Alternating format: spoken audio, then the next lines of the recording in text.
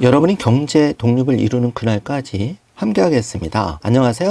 3일경제 독립TV입니다. 자, 오늘은 많은 분들이 기다렸던 소식인데요. 바로 자녀 양육비 많이 부담됐는데 이제 18세가 될 때까지 매달 20만원씩 정부가 양육비 선지급제를 전격 도입하기로 했다는 반가운 소식입니다. 많은 분들이 이 혜택을 보시는데요. 오늘 이 내용 궁금하신 분들은 영상 끝까지 함께 해주세요.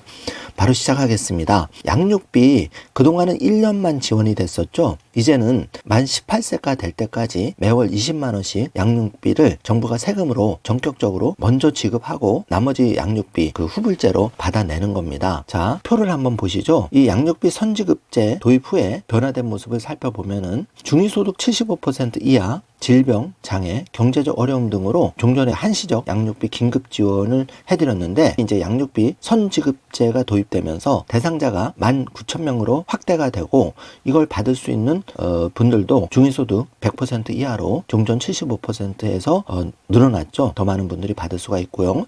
자, 지급 기간인데요. 자녀 1인당 20만원, 최대 1년만 지급이 됐었는데 이제 만 18세 될 때까지 이제 17년을 더 선지급을 받을 수 있는 걸로 바뀌었으니까 경제적인 부담이 좀 더 완화가 되리라고 생각이 됩니다. 자, 내용을 좀 살펴보면은요. 한시적 양육비 긴급 지원은 2015년부터 시행이 됐는데 지난해까지 그 3,146명이 42억 원을 지원받으셨는데 이번에 정부가 양육비 선지급제 전격 발표하면서 중위소득 100% 이하 1만 3천 가구 또 미성년 자녀 19,000명에게 지원 혜택이 돌아갈 것으로 예상이 되는데요.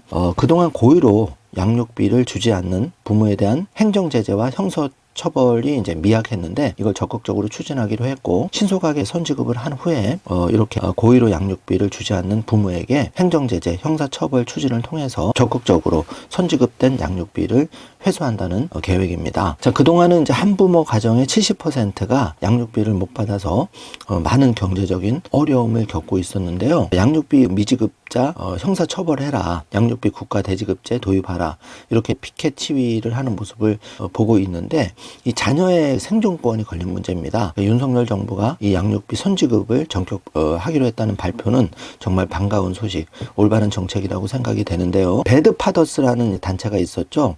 2015년 만들어진 단체인데 양육비를 주지 않는 부모의 신상을 홈페이지에 공개해서 논란이 된 점이 있었는데 이처럼 이혼 이후에 홀로 자녀를 양육하는 경우에 양육비를 원래 받는 게 정상이죠. 그런데 여러 이유를 대면서 이 양육비를 고의로 지급하지 않는 배드파더에 대해서는 사실 그동안 솜방망이 처벌이 있었고 또 회수가 적극적으로 안 되다 보니까 홀로 양육을 하는 분들이 많은 고통을 당하셨죠. 그래서 큰 경제적인 어려움을 겪고 있었는데 돈 안 줄 때 받을 수 있는 수단이 별로 없었고 또 미지급 부모 신상 공개도 논란이 되었었고 이러다 보니까 실질적으로 이 정부의 양육비 선지급 제도의 도입이 필요성이 제기됐었는데 이번에 윤석열 정부가 이걸 적극적으로 도입하기로 한 겁니다. 자, 자녀를 안 키우면 양육비 지급은 당연한 의무인데요. 자, 아이를 키우지 않는 상대방인 비양육 부모로부터 양육비를 받은 적이 없다고 응답한 비율이 무려 5%에 달하고 있습니다. 그만큼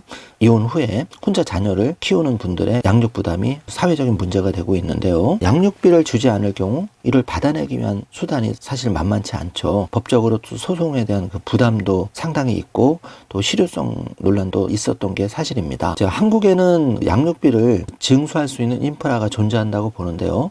바로 그게 의료보험 혜택처럼 양육비도 매달 지급을 받으면서 양육비를 회수할 수 있는 수단이 바로 건강보험료에 같이 합쳐져서 건보공단이 이 양육비를 지급하지 않는 배드파더에 대해서 징수 의무를 부여한다면은 좀 더 효과적으로 국가적인 시스템을 활용해서 양육비를 회수할 수 있다고 보는 기사가 나왔는데요. 예를 들어서 직장가입자 같은 경우에는 매달 월급에서 원천공제하는 방식으로 건강보험료를 납부하고 혹시 건강보험료를 체납했을 경우에는 압류 매각 공매 절차를 통해서 적극적으로 건강보험료 체납 분을 회수를 하는데 이렇게 건강보험공단에 이 양육비 회수권을 부여한다면은 양육비 체납도 이렇게 집행을 통해서 국가 시스템을 통해서 빠르게 회수할 수 있다고 많은 분들이 예상을 하고 있는데요. 하루빨리 이게 좀 개정이 돼서 이렇게 신속하게 처리가 되었으면 합니다. 건보공단이 양육비를 징수 업무를 위탁 수행한다면은 올해 2월 법 개정으로 독립기관이 되는 양육비 이행관리원은 양육 지원이나 양육비 집행권 확보를 위한 법률 지원,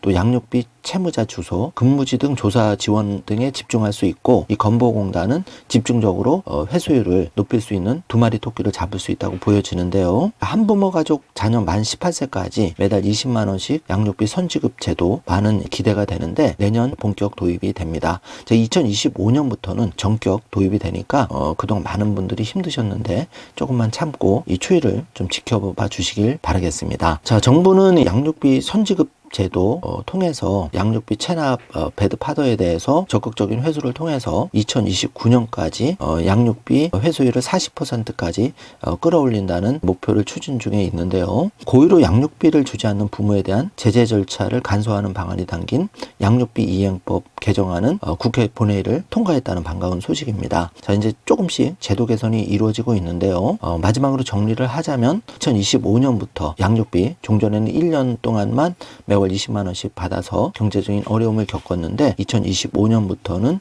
이제 18세까지 매월 20만 원씩 양육비를 국가가 선지급하기로 했다는 반가운 소식을 여러분께 전해드립니다. 많이 경제적으로 어려우시지만 조금 더 힘을 내시고요. 또 그동안 힘든 싸움을 많이 하셨을 텐데 이제 정부가 여러 가지 조치를 통해서 적극적으로 이 배드파더에 대한 양육비 조기 회수에 좀 더 효과적인 방법을 건보공단과 함께 추진하는 방안이 나왔으니까 좀 더 추이를 지켜보셨으면 좋겠습니다. 자, 오늘 영상 내용이 조금이라도 도움이 되셨다면 좋아요, 구독, 알림 설정 부탁드리겠습니다. 영상 시청해 주셔서 감사합니다. 좋은 하루 되세요.